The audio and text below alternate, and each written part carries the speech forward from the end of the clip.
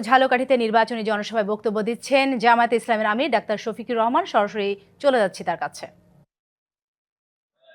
কিন্তু তার ন্যায্য পাওনা তাকে না দিয়ে, সম্মানজনক জীবন ধারণের ব্যবস্থা না করে, তার কোনো অন্যায়ের জন্য তাকে শাস্তি আরোপ করা, এইটা আমরা চাই। আগে তার হক, তারপরে অন্য কথা।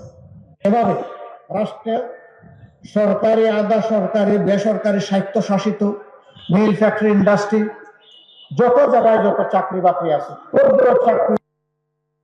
চাকরি পর্যন্ত একজন মানুষ, তিনি নারী হন পুরুষ হন, তাকে তার মর্যাদা অনুযায়ী মূল্যায়িত করা হবে ইনশাআল্লাহ। কারো মর্যাদা বিনষ্ট হবে না, কারো হক নষ্ট হবে না।